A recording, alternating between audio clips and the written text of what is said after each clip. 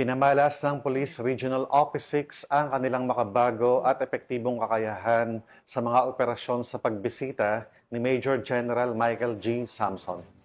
Na nagbigay diin sa kahalagahan ng modernisasyon sa mga hakbang laban sa krimen at seguridad. Magbabalita dyan si Patrolwoman Charmaine Balunsat.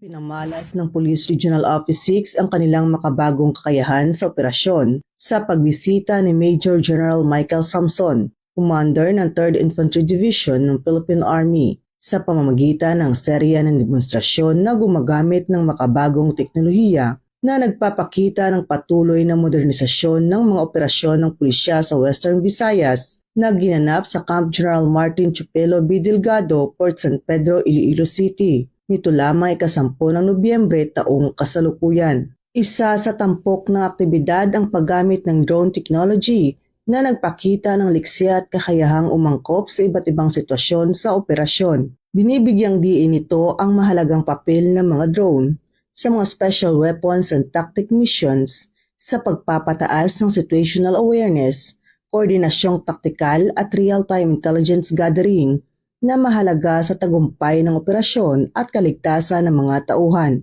Ipinakita rin ng Police Regional Office 6 ang kanilang 5-minute response capability na patunay ng kanilang kahandaan sa agarang pagresponde sa anumang insidente o emerhensya. Ipinapakita nito ang kanilang matibay na pangako sa mabilis, organisado at epektibong pagtugon upang mapanatili ang kapayapaan at kaligtasan ng publiko.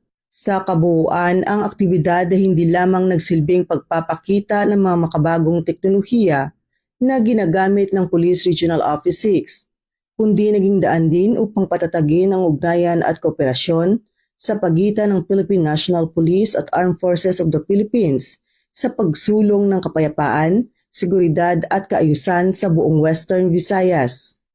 Mula dito sa Western Visayas, ako ang inyong Police News Network correspondent, Patrolwoman Charmaine Balunsat, alagad ng batas, tagataguyod ng Balitang Pulis.